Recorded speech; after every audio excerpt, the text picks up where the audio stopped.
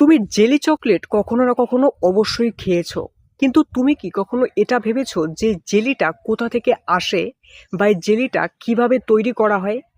তো দেখো, জেলি প্রধানত দুই রকমের হয়। একটা ভেজ জেলি আর একটা নন ভেজ জেলি, এবং দুটো তৈরি করার উপাদান এবং প্রক্রিয়া আলাদা আলাদা। প্রথমে ভেজ জেলির কথা বলা যাক। তো দেখো, ভেজ জেলিটা তৈরি হয় বিভিন্ন ফল থেকে, যেমন আম, আপেল, স্ট্রবেরি, এই ফলগুলোর থেকে। প্রথমে এই ফলগুলোর যে রস, সেই রসটাকে বের করে নেওয়া হয়। এরপর সেই রসটার মধ্যে চিনি মেশানো হয়। চিনি মেশানোর পর সেই রসটাকে গরম করে ঘন করা হয়।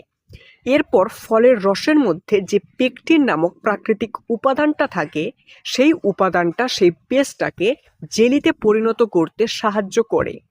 এই জেলিটা সম্পূর্ণভাবে ভেজ জেলি হয়। এবার নন ভেজ জেলির কথা বলা যাক।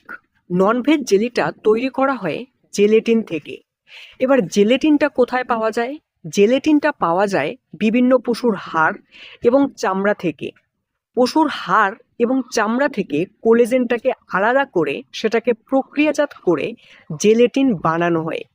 এবার জেলেটিন থেকে জেলি কিভাবে বানানো হয়? জেলেটিনটাকে প্রথমে গরম জলে মেশানো হয়। এরপর এই জেলেটিনের মধ্যে রং, কালার এবং ফ্লেভার অ্যাড করা হয়, যেমন ম্যাঙ্গো ফ্লেভার, অ্যাপেল ফ্লেভার, এই ফ্লেভারগুলো অ্যাড করা হয়। এরপর সেই পেস্টটা ঠান্ডা হলেই সেটা জেলিতে পরিণত হয়।